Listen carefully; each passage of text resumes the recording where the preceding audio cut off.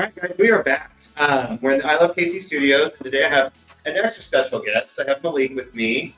Um, so we met. It's been what? Not last New Year's. New Year's before. Mm-hmm. Kind of randomly. Like I saw you at what was the hotel? Lowe's. At Lowe's Hotel, Yes. and you were playing, and I was with my friends. We commented on, "Oh, this is great. We love this. I wonder, who this kid is, whatever." Then we went on to the party that we were going to, which was down in West Bottoms, Mm-hmm. and we were stuck. It was like 1 a.m. We can't get an Uber, we can't get a car, we can't get anything. Yeah. We have our friends from St. Louis with us. My friend Allie, I guess she just come up to you? So I had just driven up, like, cause I live like right next door, and I was sitting in my car, really decompressing because after that was like a 3-hour gig at Lowe's. Yeah. So like, and I had, I think I had like strep. Yeah, I had strep at the time. I didn't know. Oh yeah. And I was so upset because I was feeling like crap, so having a fever, and all I hear is like a tap on my window, and my mind thought of like the worst possible scenario. Yeah. It's like, oh my gosh, someone is going to be weird. I'm outside of the shit where there's weird people that come out sometimes. Yeah. And so I turned over. It's literally Allie. Yeah. And I run in my window and I go like crack like lunch, and I'm like, hello. She's like, hi. So this is a situation like, and basically it's like we are trapped outside the club, and we have no Uber. Our Uber like canceled on us, and everyone's standing outside waiting. And I immediately like understood because I was like, I think that just happened to me, and I was like, no, literally, like the holidays suck. Yeah. I learned the hard way. Ubers are not dependable on the holidays. So yeah, I mean, and I was ready to go out to pick up my niece because she had pinged a SOS to come for me to come pick her up from like some of my other family members' house. She's like, I'd rather be, back where I was with you. It's all right. So I was already gonna be out. Yeah. And it was so funny because I was like, oh yeah, I can do that. Then I looked in my back seat where I had all this like music equipment, like guitars and stands, and speakers and stuff. And I go, well, I gotta go up to my place first before I can get you guys in. So give me a minute. And out of nowhere, I swear, it was like, you guys didn't see ya, didn't even register where you were. You appeared. Oh my god. Remind me of your brother's name. Israel. Oh, it is Israel. Okay. Yeah. I don't know what I thought I was gonna say. I was gonna say that. I thought it was wrong. But you and Israel appear, and you're like, "Oh, we can help." Yeah. And then Ali's partner as well. And I was like, "Oh my gosh, literally, I feel like I got like a whole like team." So you guys, I don't think you guys knew there was apartments there. Yeah. Yeah, because we go in and we go upstairs, and thank God my place was like fairly clean. I mean, at that late at night, we wouldn't have noticed either way. I was like, I was terrified. But yeah, we go in, and then I don't know, they're already good energy. And then we, thinking it's gonna be a cute little favor. Yeah. We get in the car. We're like on the road now. I'm on the go.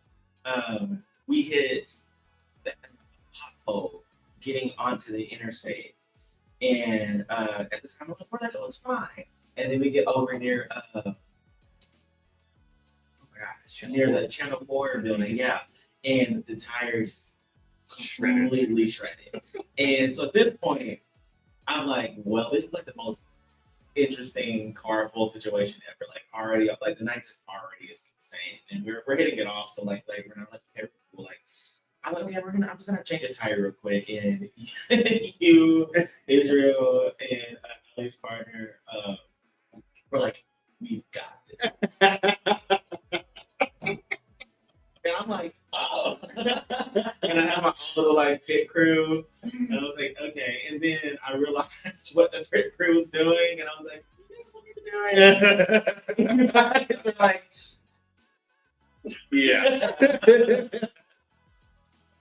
Which I thought was so funny because it was so kind and like, and then I'm like, I check and I do it, and then it got to a point. I think you called me out of it because you were like, you guys are doing it, and I was like, well, let me show you something. And you were like, I did it. You were like, oh, you knew the whole time. You were being so nice about it.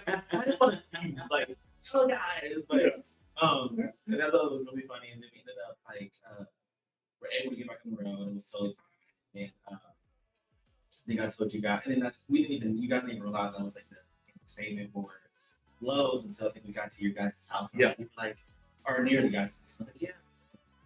I was before we get to Lowe's. You guys went, we just came from there. I was like, oh yeah, I was going there. And they were like, we were that. We looked over and we were like, this is crazy. And I was like, yep, that's me.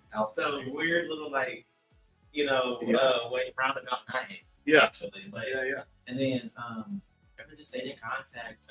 Really got good energy from you guys. It was really very delightful. So I was like, yeah. And I think you guys came out to some of my shows, and like it was really kind of great. Cause won't lie, some of those shows you guys came to were the interesting ones. Yeah.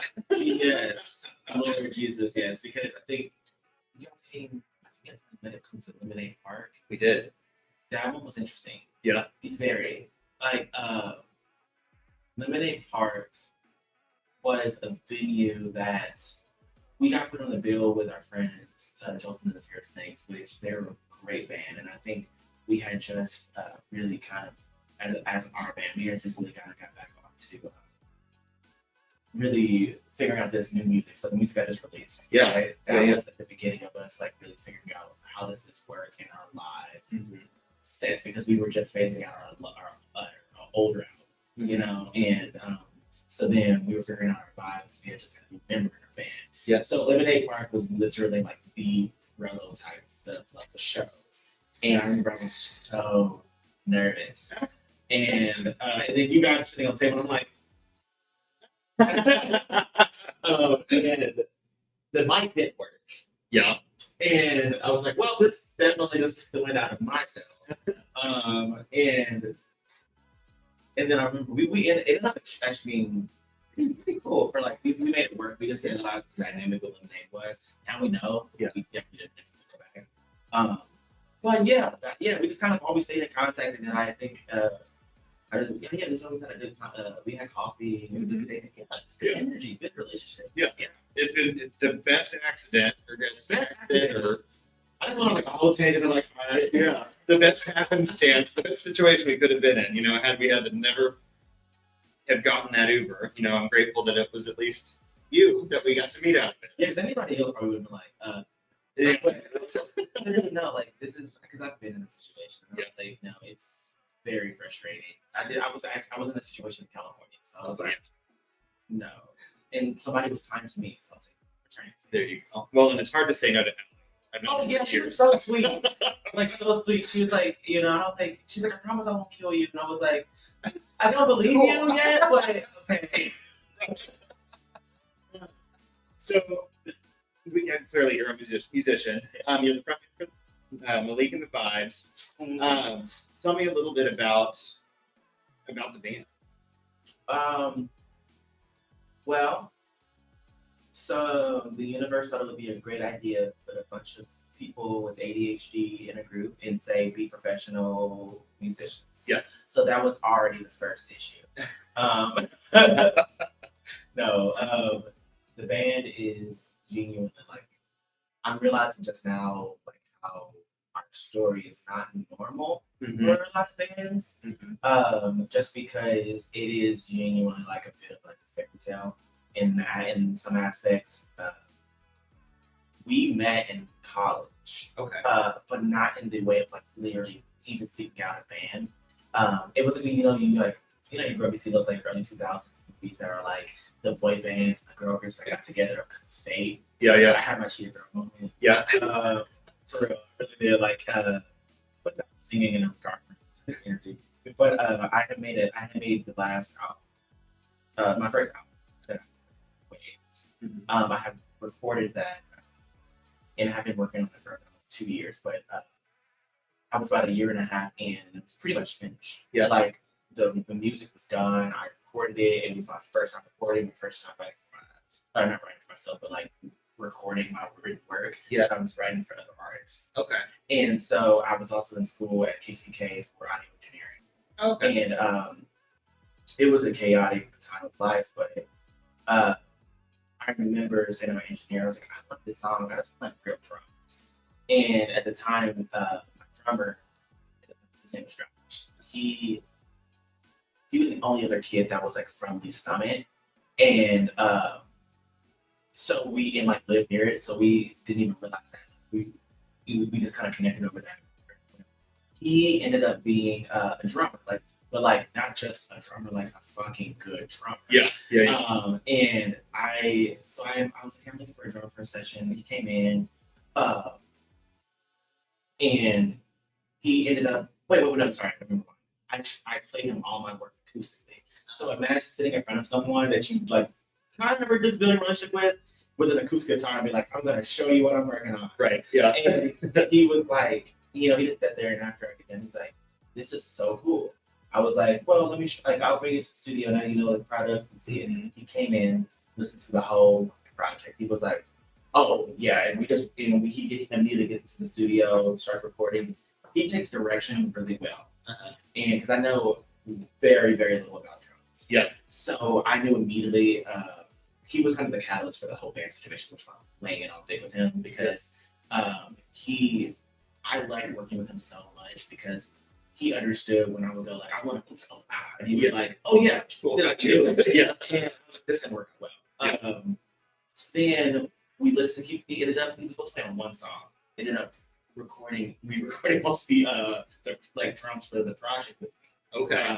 And then it got to a point where now I was like, this is literally going to be throughout this whole like conversation, you're going to notice there's a common trend that kind of happens from this point where I was like, how far can I go now? Yeah. Like, and I was like, I want like it's like a real electric guitar and just putting it out in the universe. And we were trying to talk and because we loved talking about that project. He goes, well, have you talked to Calvin?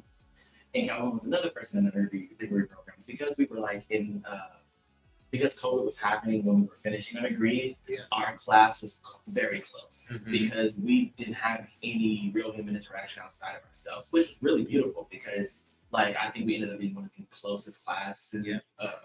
One of the closest classes. Yeah, that's it. In that degree program, because everyone else like just kind of went off in their life. We actually hung out. We hung out. We did our projects together. We studied together. And so with Calvin, I didn't like him. Yeah. And he like it was so funny because it wasn't like I didn't like him, but it wasn't. It was based off of a one and done interaction. Like it was not. But I remember Josh goes, I talked to Calvin and I was like, I don't know, me and Calvin don't really have good energy. I don't know if he'll like me because I just know I told a joke and he like did not. He tried to like what was it? Social justice warrior me. Oh yeah. And I was just kind of like, look, I have a 90s sense of humor and with a very beautiful heart. So like like everyone knows it was a joke. I just can't joke with you like that. And he ended up being when I just listened, I was like, I'm gonna really interact with this guy. I invited him to the studio. He listened. He was like, oh yeah. And like again, same thing happened. He got on it, and he was like, this is like he took direction well. Yeah. And then I kind of got at that point we had finished the album. So in my mind, first of all, like as a young artist, you're not supposed to do that. You're not supposed to work on an album. You're supposed to like put out a bunch of singles and then like hope that people care. Yeah. I was delusional. So like I was like, I'm gonna Beyonce the hell out of this. Yeah. I'm going to like make this big event and I'm going to invite people to it. And I low-key was guilt tripping people. Yeah. I was like talking to my like family, my family members' friends, Mm-hmm. my family members' friends' family. Like I was talking to like people who didn't even really know me. They knew me from a person, Right. And then I was talking to people from high school. And I was like, I'm putting together now. And then I was like, well, if I do an album release, I gotta do a band. Right. And I was like, you guys want to be a band? And they were like, yeah, but they were like, we don't have a bassist. My best friend at the time had just gotten into a really bad skiing accident.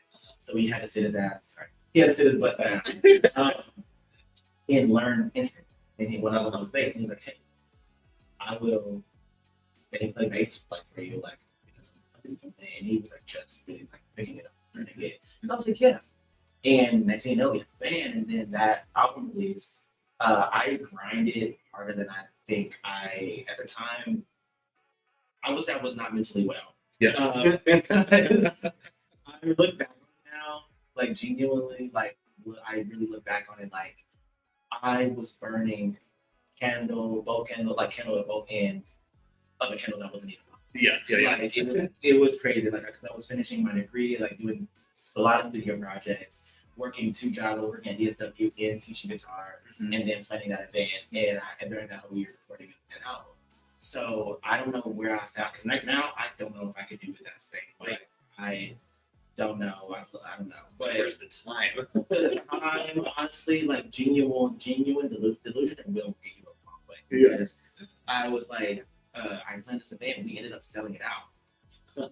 And like we were over capacity. Like we were giving out tickets that we didn't get out. Yeah. Like, and so the event went really well.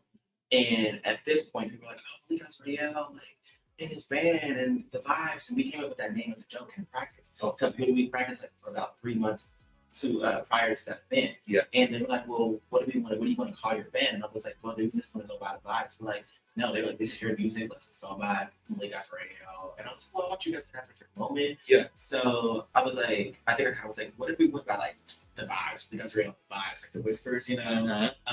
And they were like, "Yeah." Yeah, we always say vibes to each other. And that time it was so cringy. We're like, yeah, it's vibe. But we still do, kind of in like a, funny way. But yeah, ever since then, I kind of got into my mentality where this is my dream. This is what I wanted to do. And I was in school for audio engineering as any sensible person going to college to get a degree. And I'm happy that I got it. But I immediately didn't even go right into it. Because I was already doing the thing that like I wanted to do, and I had a business mind because I grew up in an entrepreneurial world. Yeah. And so at this point, when that happened, that event kind of was like we just became booked, and then I was like, well, now I can be more intentional. Let me like reach out to these places, and I learned from all these people what I needed, and I needed an EPK, and then I needed to, and I just really like I'm an ultra perfectionist, and a little neurotic. About certain things, and this was one of those things. So like by the time people were getting stuff, emails and stuff, like I had like everything, and so at this point we got it. I think we were maybe a year, 2 years in as a band, and at this point it's like this kind of like went pretty far. And I was like, and then the universe was like boulevarding, and that was kind of what I think. We didn't realize how much work we were putting in until we had the party. Now, and then people were really seeing me as a real artist. Like I was getting booked also as a solo artist as well. They were like seeing me and seeing our band as well. It was just a beautiful thing that kind of happened, and I think it just kind of happened so seamlessly because now it's like other bands. I'm like, we had to go to Craigslist, and I'm like, I don't know if I would survive on Craigslist, right? If I'm being honest, right. Long-winded answer, but that's how the band. That's awesome. Be, and that's sure. Well, and so you got what? 2 albums, 3 albums? What do you got out? I have 1 album, 1 EP, and a few singles. Okay. Yeah. Because you're on Spotify. You're on everywhere, and your solo stuff is out there as well as the Vibes too. Actually, so Malek Azrael, recording artist, the Vibes are the live band. Okay. Yes. So they're the live and studio band.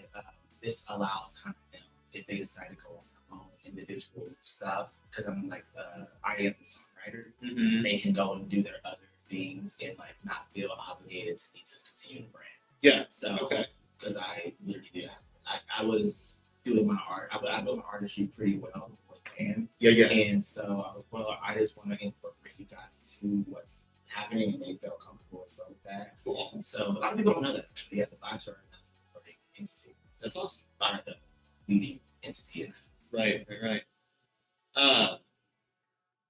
So you got started young, clearly. Yeah.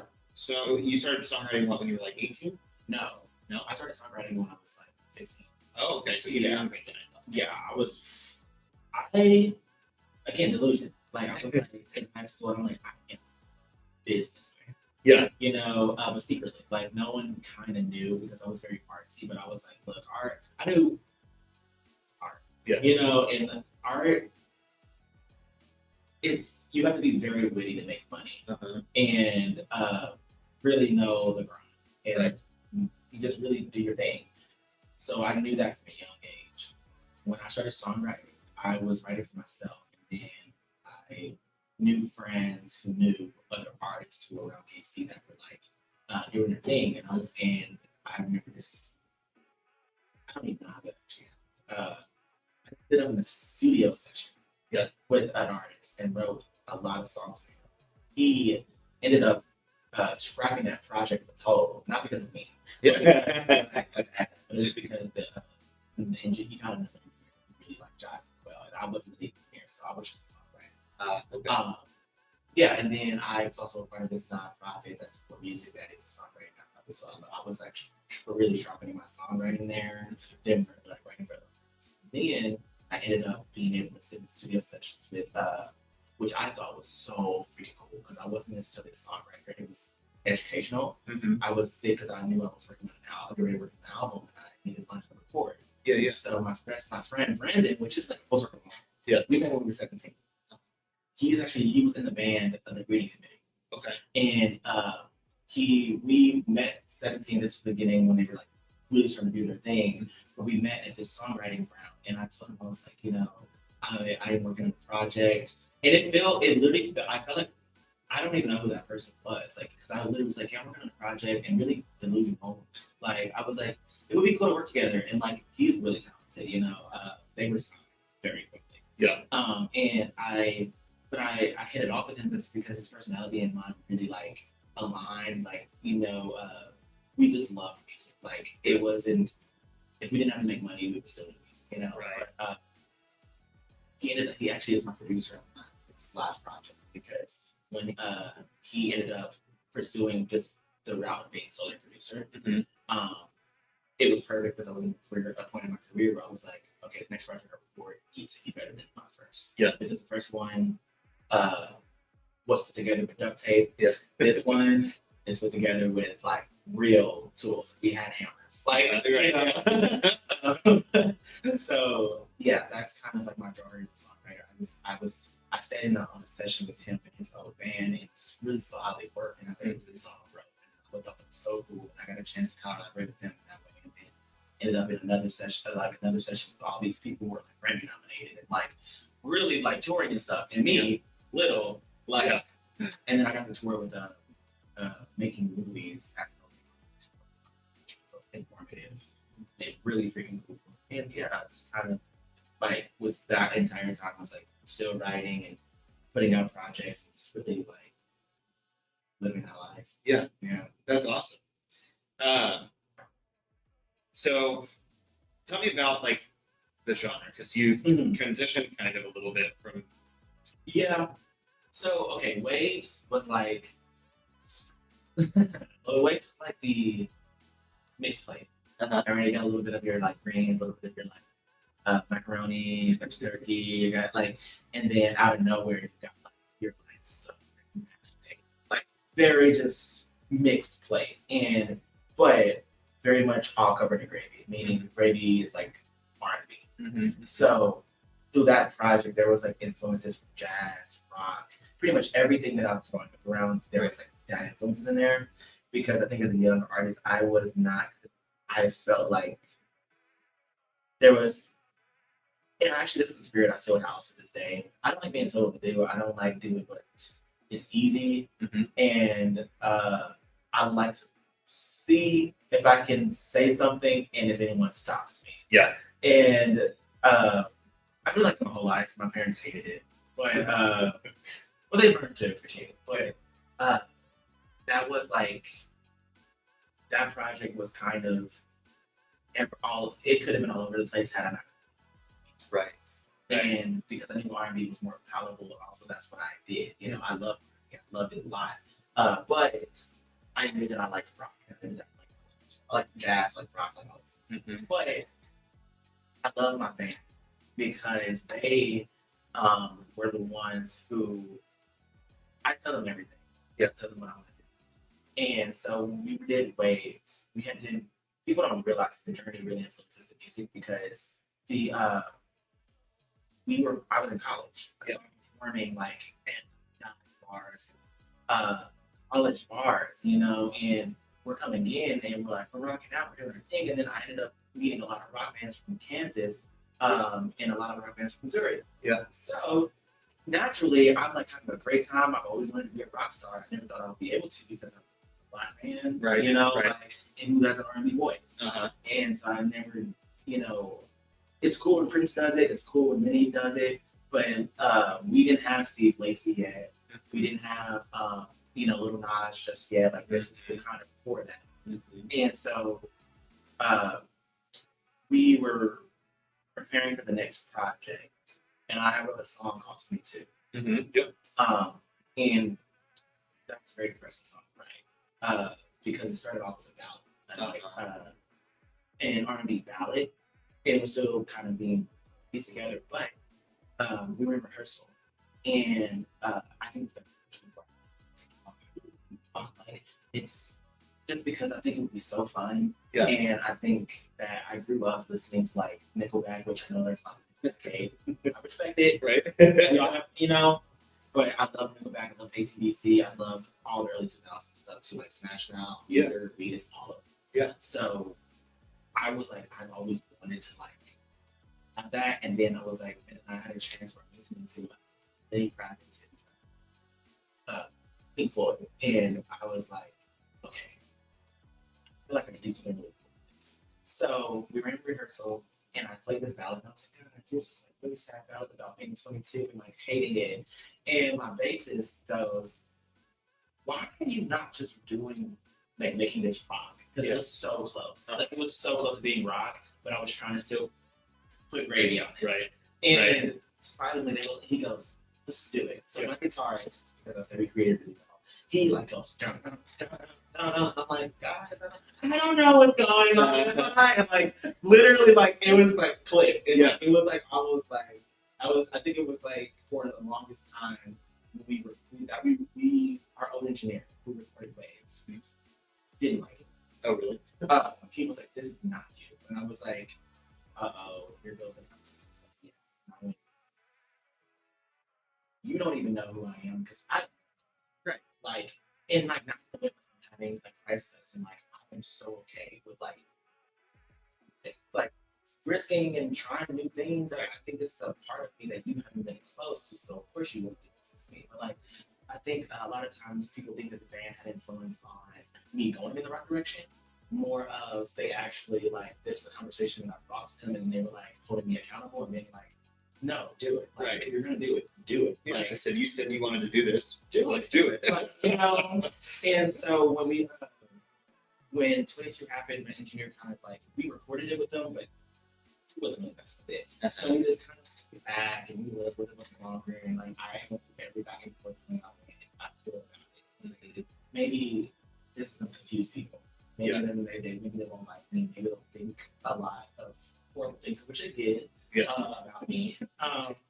And so we recorded it with Brandon. This was when Brandon had just like really started pursuing like full-time production.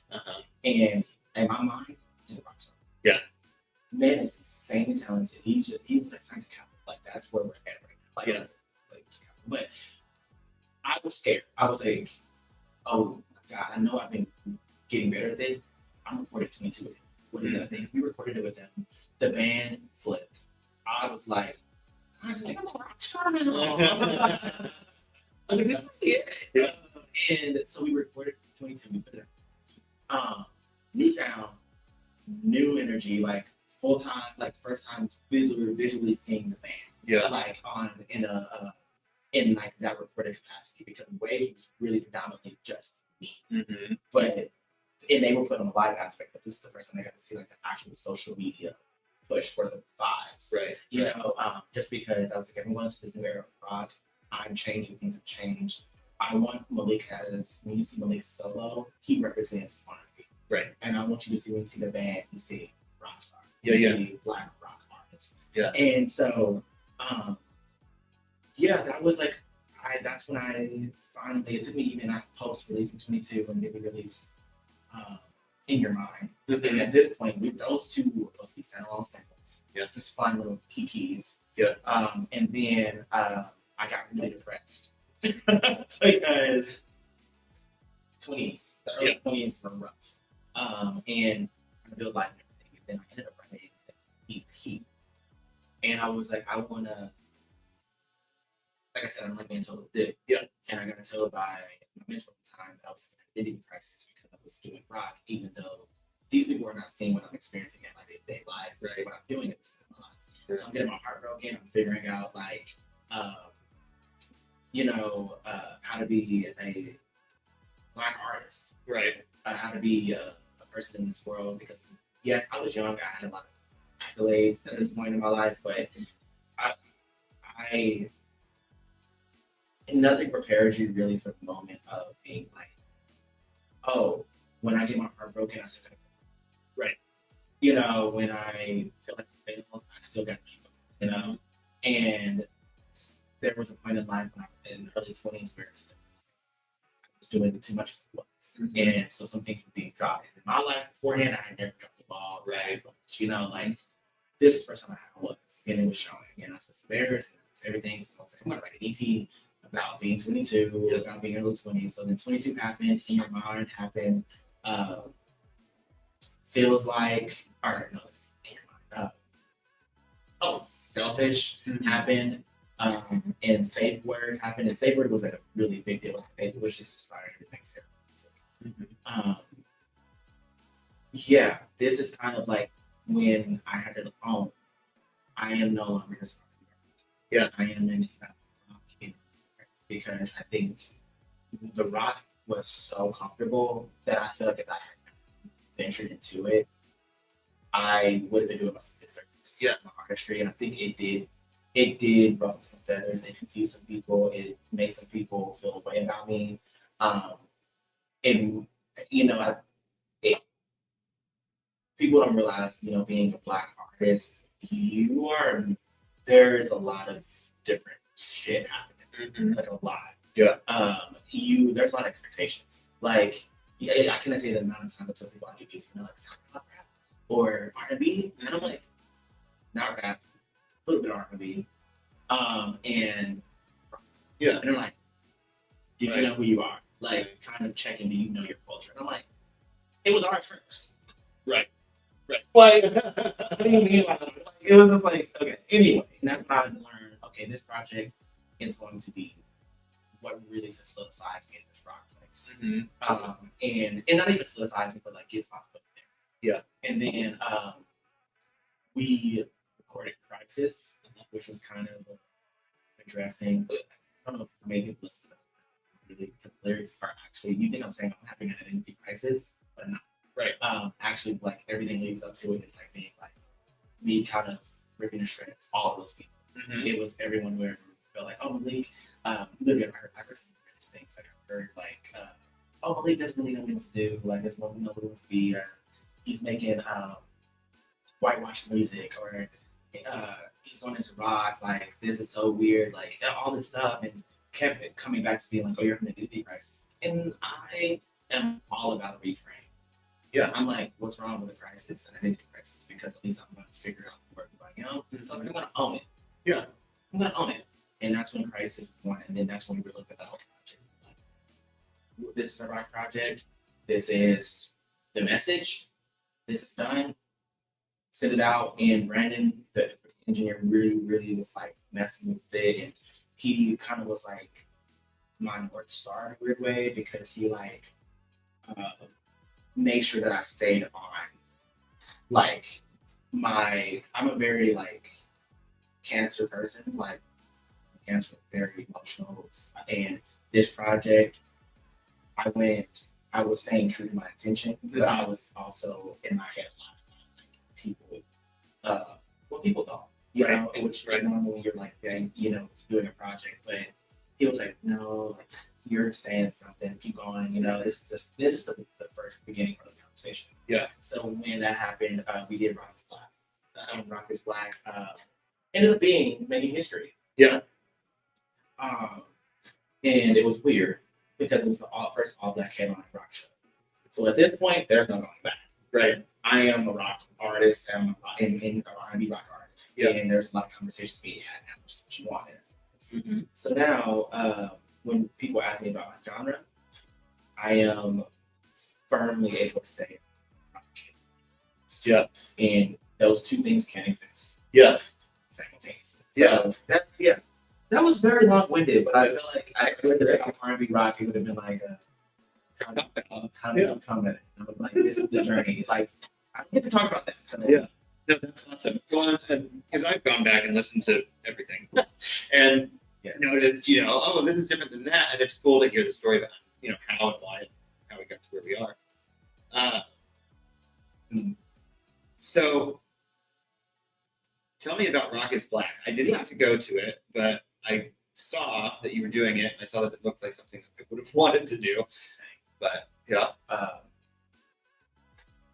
So I'm owning every part of myself, which is like every artist has to go through it. Mm-hmm. And I didn't know.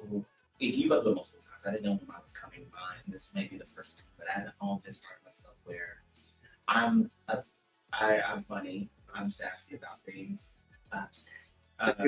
But no, like I have a very like funny sense of humor, mm-hmm. and a lot of my music actually is that. Like, Crisis is me being funny, like, but also kind of addressing something.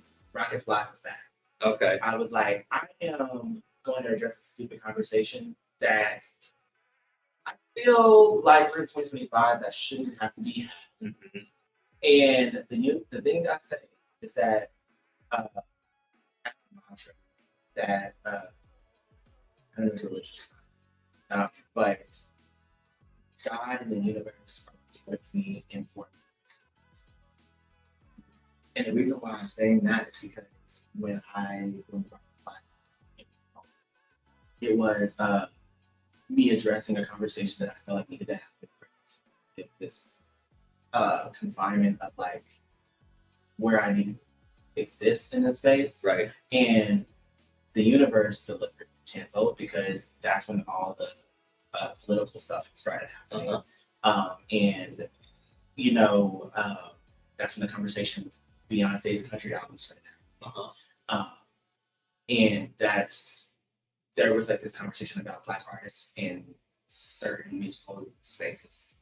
And that was literally, it felt like my whole couple of years leading up to that. So when Jalby Art reached out to me about doing a show there, I was also burnt out on doing a Malek Azrael live show. Right. Because it just was like, I think I'm now at this point in my artistry where I was like, it's like, what am I saying? Who am I benefiting outside of this music? Yeah. And it was like, I felt so lonely, like being a Black rock artist and going to a lot of these spaces and being the only Black person there, like, because I'm in the rock space. And but that's not realistic because I've also come across Black rock artists. Yeah. They just don't always get the call, mm-hmm. And it's not necessarily a, discrimination thing. It really is. It's just the pool is not huge. Yeah. And like, it just is that. And I think a lot of artists who are Black and rock have this mindset that they can't touch it because it's not their culture, which to me is being like, well, we all know it's lies, which is an excuse. I can't explain it. It's like a weird catch-22. Right. But with Rock is Black happening, it was being funny because Javi was like, what do you show? What would you want to do? I was like, I want to do just vibes. And they were like, what's the name of the show? I was like, I don't know. So. And I was in my living room and I had finished writing one of my songs for EPs. And was like, oh my God. My grandmother said to me, my grandmother and my dad kind of joked, you're making like white people music. Yeah. And I was like, I'm making rock music. Like, and I was like, and I heard that from him, and then I heard it from like a lot of people. Yeah. And so I was kind of like, that's the job we were going to call it Rock is Black. Yeah. And they were like, okay, cool. I was like, the reason why is because I wanted to make this EP was made for Malek like who was watching all of these early 2000s movies and loving the soundtracks and wishing that he saw himself on it. For the artists in Kansas City and elsewhere that are Black, indie rock artists, whatever it may be in indie rock capacity. And my call to action for those people in this space. And also basically being like, do you support this? You know, and also, can I get away with this? That was kind of what it was. I was like, let's see, like, I would call it Rock is Black and see if like people have it. Now, this was before all of that country album, stuff. So then while we did the show, and I was like, oh, this was it. Okay. Cool. And then I wrote it down and I was like, all right. And also like, you know, I think people forget that like because I do have certain accolades in my career, in my life, they think that I like am like super professional all the time about, or not professional, but like I know the right thing the first time. And then with Job Art, I think that was a huge because it was like that was the biggest show I ever put together. Like Job Art didn't curate the show like in the way that people think they did. I did. And we had a whole conversation about it, so I'm not taking credit. But it was I partnered with my friend Izzy who did Job Art. Most of that show, like did you see how it came together? Set lists, the run of show, all of that was like me burning both candles in hand. But because I did the show, my album release when I was like however old, I knew how to do it, and then I kept doing events like that. Like, the illusion never stopped. I kept putting together shows, and no one told me to. I was just like, well, if I'm not going to be invited to the Midland or Sprint Center, I'm going to create my own. And I still do. I still want to, but also I'm going to bring on people that I like, that I want to. And so that show was crazy because the space insane. Like I said, huge learning curve, biggest show I've ever done together. You know, and I brought on these artists who I had met around through gigging in Kansas City, like Jamogi and the Jammers, Stefan, and Frankie Shores and Mercy Fire. And they these are artists that I was like, you guys are good. Like you are really, really good. And like if I'm gonna get a platform for something, let me put people that like I actually like want like to benefit from it, who need it. And Frankie and Jamogi and Stefan all were able to like do that and have that platform and people see them and them be associated to this and I don't know, start new relationships. That's always my goal. Start new relationships like with people who like for my people to start that, you know. And so when that show happened and we made that hit, we made history doing that, and then the show the night went really well.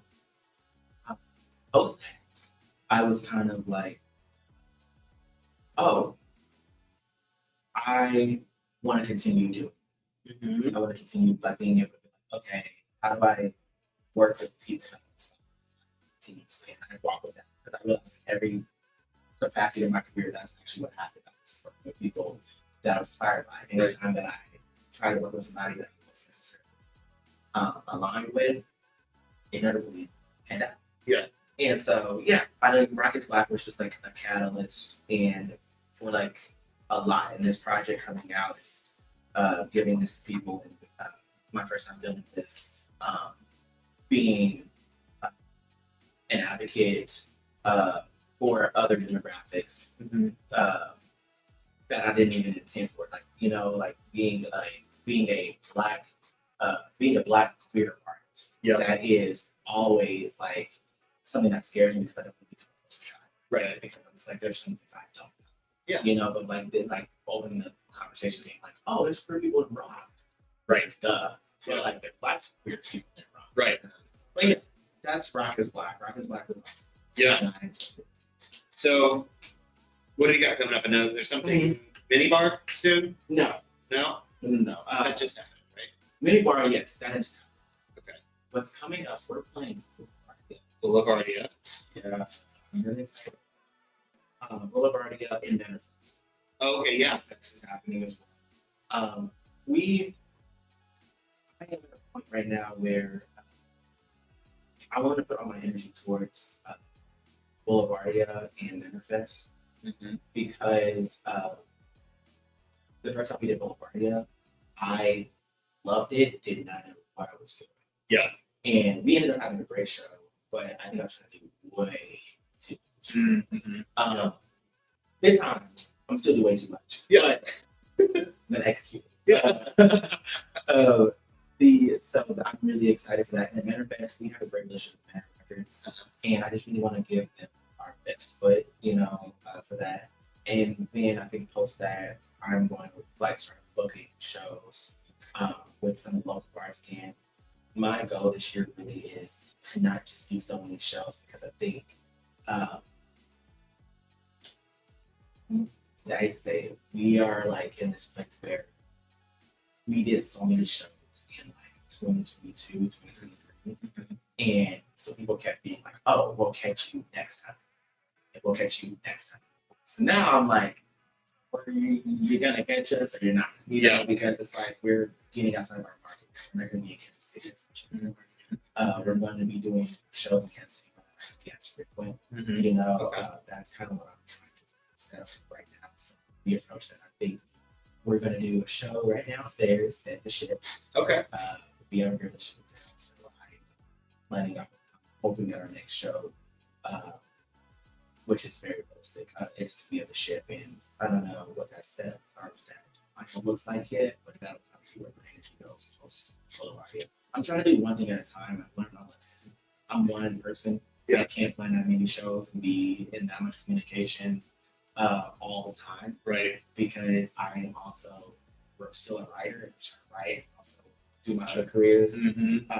But yeah, that's what's happening right now. Awesome. Yeah, I'm awesome. excited.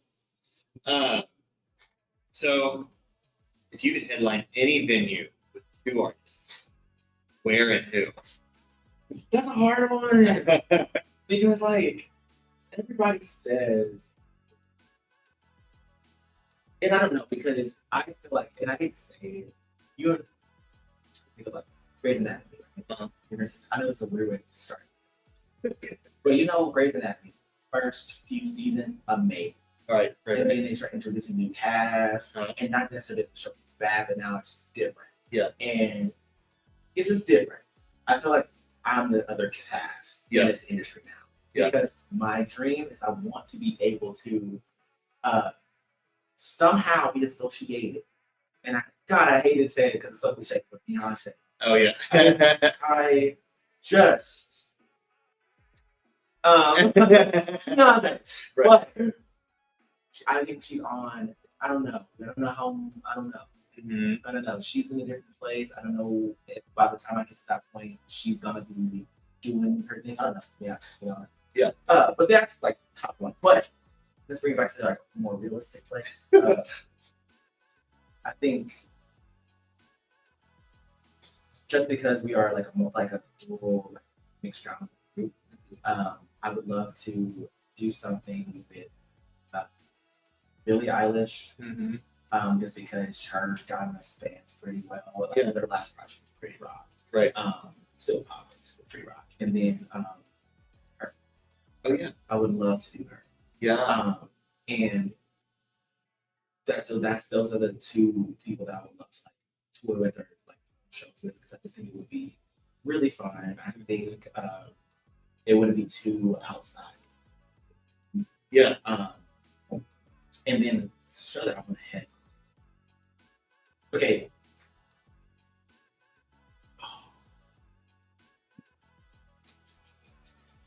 I think it would come down to festival-wise, of course, Coachella. I said that for somebody, and they were like, "Oh, what's it?" That's the dirt. Yeah. I would be driving. Right.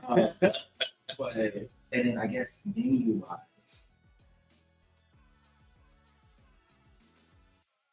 I would love to one day sell out SoFi Stadium. Yeah. I think that would be really cool. Yeah. That, I don't know if any of that's gonna happen, and like it's good to dream big. But no, I don't know. Well, and I mean, the theme of the day has been delusion. So get delusional and manifest, right? Just because, like, I think I am in this place where, like, I'm gonna say what I'm gonna say. So the stages that I'm performing on sometimes are too small. Yeah. And I want to move around. Like the ADHD comes. The show is so fun, and like in my dream, like the thing is, a lot of times people seeing something, it's pretty watered down when it initially started. Yeah. Like literally, like Rocket's Black, like it's a crazy show, and like, but that was still pretty watered down. Yeah. Like the guy, like if I had a budget, right? I had a budget and like the support from like the label because we are very much independent. You know, different conversation. I would dream a lot bigger and like certain things would be a little bit different. Yeah.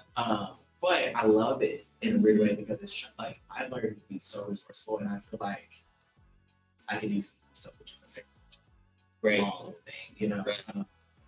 But yeah, I just want to be able to be on the stage where I can move around. Yeah. Like really just make it a playground. Because I know if I make it to that point, especially like the stadium like that would be crazy. Right. As far as venues,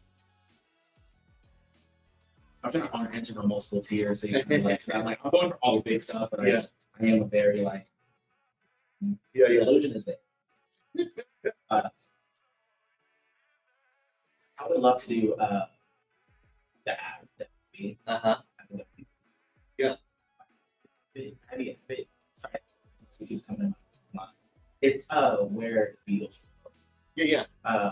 And I know that the Beatles be associated. Yeah. But yeah, I'm not good at like locations. Yeah. I remember I just had thoughts. I wanted to perform there. Yeah. More ready for it. Right. Yeah. Well, and you're talking about stage-wise. We saw you play at on top of what is that? Crossroads Hotel, Percheron. Love that performance. Yeah, that one was great. Performance. And you were all over that. You see, I was running around like, and that was me trying not to trip over shit. Right. And move. Well, and there was, I mean, we were everywhere. Everybody was on all the tables, and I think was it probably your mom or somebody that we were standing beside at one point. That was Nana. That was Grandma. Yeah. She is. Oh my gosh. She was like that my whole life. Yeah. My whole life. Oh, we were like, I think we know who that is. She actually is weirdly what has prepared me for people. Yeah. In like the most positive way. She is like my biggest fan, but my biggest critic. Yeah. But like I know her genuinely like lovely because what she said to me before that show, before everything that I usually do, and she's like, she'll see something, she's like, they were really good. You better show the fuck out. And like, so I'm like, told me to, so I got to now. Like, but that show, actually, that show was like, that's tied to like my heart because that show, we were our band. Wow, the night that I met you was the beginning of our band's hiatus. Okay. Yeah, we took a break. Okay. And so we could that was at the same time because we gone through so many changes. So Crossroads was the first show where we were like, we are so back. Like kind of getting like, and it was like, and it wasn't like a hiatus that wasn't necessarily like planned out. It was just like we all did not have the capacity. Yeah. And usually in situations that you have a lot of band animosity where you're like, oh, you want to be upset at someone. Why we're not? But it was like I'm the lead man a lot of times, and I think I had to realize I know my guys. You know, and it's really hard to be friends with people sometimes. Yeah. But then I think it could be beneficial because you also know their lives. Yeah. And they have a lot of stuff going on. Yeah. And so I was like, actually, I think they need this time because I don't even have the capacity to be honest. Like, and I think we needed it. Yeah. Instead of like being like, I was like, you know what? Just chill. Yeah. And then we Crossroads, thanks to Emily also has control. Emily also loved us. And it was really a big deal because the reading committee, I have, history with them and I know they had before. And so I was okay. This is a real thing. Like, and this is gonna be the first time where I think people are seeing me fully be comfortable and now being just because I do a lot of being okay with being like, you're gonna think it's weird until you see it. Mm-hmm. And that's where I was at crossroads. I'm bringing my little wireless mic. Yep. I'm gonna work. And I am. I'm gonna have fun. Yeah. Not try to be strategic because I was trying to be on like my like neurotic, plan everything to the 9th degree. I was like, no. I had learned a lot. I had learned something from someone that like when people come to see you live, they're not looking to listen to a live album or a live this is your project live. They're coming to experience something different, unique, while also having music that's familiar. Mm-hmm. So once I kind of got out of that bracket, I was like, oh, I can just kind of perform my music. So when I like come in with like crossroads show, where I'm like big note moment, intro, and I'm like, I'm going to be a moment, and then I was like, okay, I take off to the side and just have fun and be goofy because I'm goofy. Yeah. And once I realized that's who I am as a performer, that's why crossroads was so good because I was like, I'm being so silly and having so much fun, but also executing my craft. And that was like the full alignment and like the me walking around thing. Like I said, I do a lot of things that I don't always think through. That's an illusion. But I walked around. I realized very quickly you're not supposed to do that. Or not supposed to. That's what I want to do.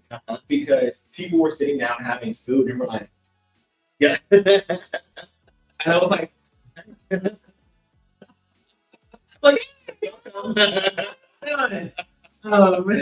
well, and I'm like walking around, and it's like it really was like the moment. I got a camera following me around, which I thought was iconic.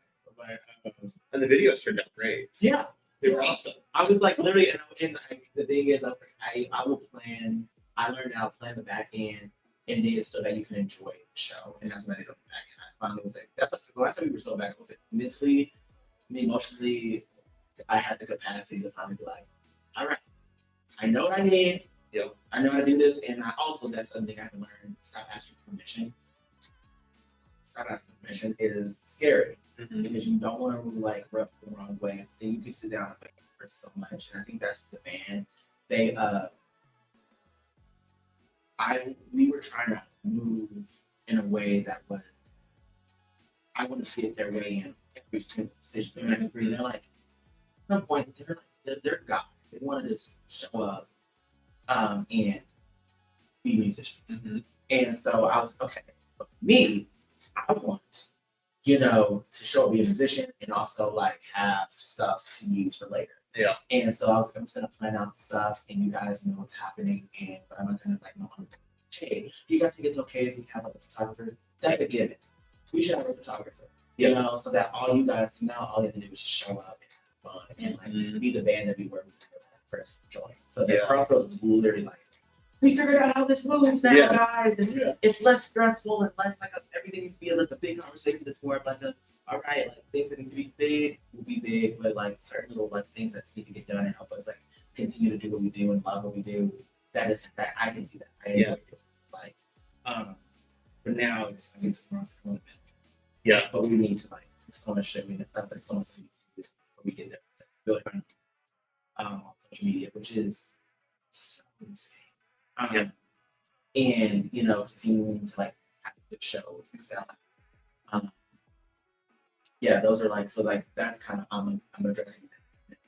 That's why the music video. Yeah. Have you seen it yet? Yeah. It's the beginning. It's to give you a frame of reference. It is the most boring video. Okay. Of this entire rollout. Okay. So I was and I love it still. Like yes. I think the way the coins come, but when I say boring, I mean like it is a really good video, and it's really cool. Yeah, like, it's really really cool. But the next one is going to be like level up. Yeah, and then from that one, it was like because we shot 5 music videos. Yeah, that's awesome. So that like Crisis is the one we've been sitting on. That's going to be the next one. And that's going to come out on May 23rd. Oh, okay, cool. So that's coming up. It's coming up. So 22 was the first one we dropped, and that one we just felt like we had to drop it first. It was the catalyst. Wait, is it the one with the car? No, that's in your mind. That's in your mind. So in your oh my goodness. In your mind, in your mind, it's getting technically 2 music videos. Oh, okay. One we shot with our friend Danny Mac, which was really, really, really great, really, really, really cool.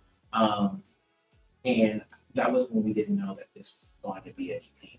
Okay. So we were like, and that's when we like really figured out what the appearance of branding of that was. So I actually like, there was a conversation like, should we take down In Your Mind? I was like, no, because I want people who love In Your Mind, love that, love it. Yeah. Like, but then you're gonna get In Your Mind, which is the more that first video of In Your Mind is outside. This one is more. This is what inside of our inside. Okay. You know, in a weird way, of like we're giving you this video that I think that first video of In Your Mind like the one that you're about to get, but the one you're going to get is more aesthetically what this project is. That makes sense. Yeah. So it was like I don't know. I was really excited because we work with Outcast Studios, but if you ever need some like filming and stuff done, they are insane. They're a little duo, Okay. and they are just all about like uplifting like local indie things. Cool. So really, really great people and really fun to work with. They helped us shoot it in I think when we were rolling this out, this would be like the first time. Like I said, we're hitting social media. Like we want the world to see what we do. Yeah. Like really like instead of just being like the local case Kansas City band that like does great shows. Let's show like we make good music and good content. Yeah. And that's what I've been really excited about. So you get like when we get to the end of this, last music video, we're not done. Like it's gonna be like I think I've already announced it, but I love it because I can announce it. And I kind of miss that anymore now. I'm like I know you're gonna remember this, but when I say it, you're like, oh yeah, you did say that. Right after all of these music videos, we're getting a live concert movie. Oh, cool. From like our show we did 2 years ago. That like people knew we were filming, but didn't know when we were gonna have it. And honestly, I should have put it out immediately, but I didn't. I didn't because one, the editing for that was insane. Yeah. It was only like a 45-minute movie, but Lord. Yeah. And then also the band was on hiatus, and then he started finishing the EP, and that's at the time. So then I realized I was like, I'm not gonna put it out yet. And my band, people still care. I was like, we're gonna give them an opportunity. It's gonna be like this. You're gonna get to hear. We're trying to bring you like make it to where you can go everywhere and get a sense of the vibes, totality. Yeah. So it's like you're hearing even when you hear like recorded work, you see our like content, you see our vibe as a band, and then even when you hear like our live concert, you see what we're like live. Yeah. So like that's kind of what's been like the whole thing like as of like lately. It's been really finally feeling like I've done a lot of work to get the content to find me as an artist. And, and I think because like even with these music videos, like I said, they are on them. Like, you see the band, so you understand. Like, it's not being like, oh, we got right now the vibe. So it's like, hey, we got right now can be in the room. That's really probably just vibes. Yeah. It's like and being okay with that and Yeah. But yeah, that's kind of what's been happening with those visuals. What was the question? I think it was too good of an answer. No, literally, like everything you ask me has like a trickle down into like, what's happening because like there's a lot of stuff happening. Yeah, this is stuff I usually actually don't get to talk about. Like, people see it. It's really weird because I'm like, being an artist is so fun, mentally weird.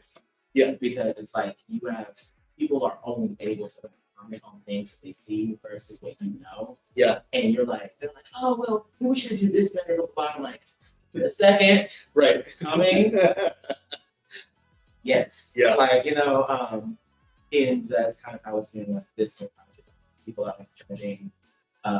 This even this EP of like being like, this seems very young and like, this, and I'm like, because like now I'm about to be 26, and it's like, this is cool, which is really cool. Because mentally, but yeah, but I think people are like judging me like this is very low. I'm like, yes, this is my freshman project, basically. Like, you are just now finding out 5 years after stuff now. Right.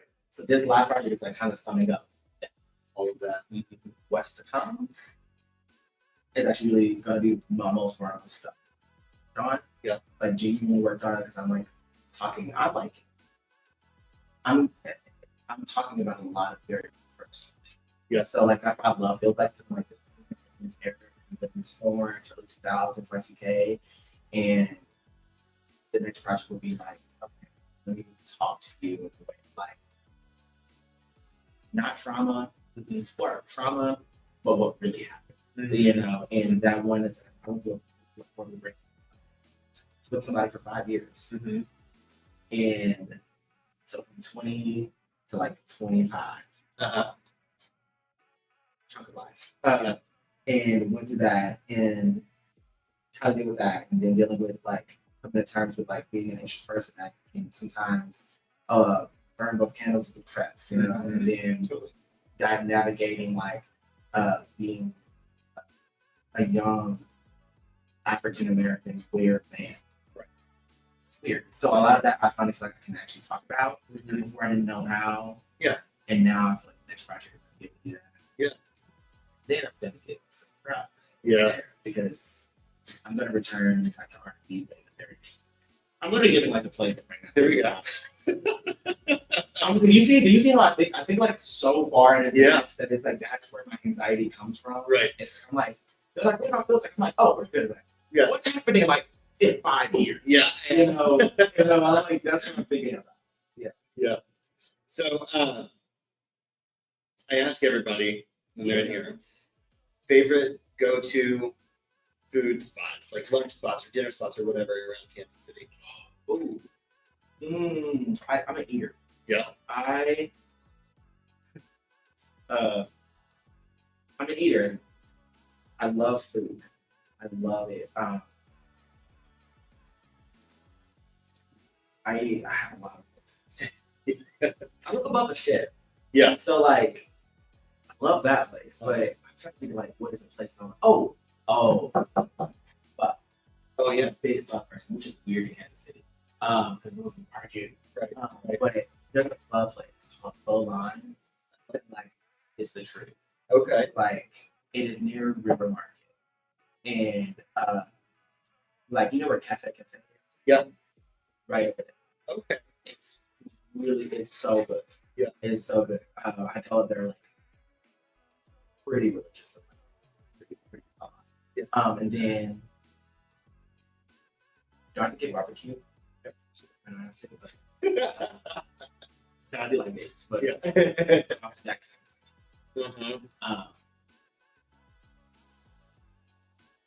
Town topic. Oh, yeah. Yeah, town topic. But like breakfast or like burger? Yes. Yeah. All of it.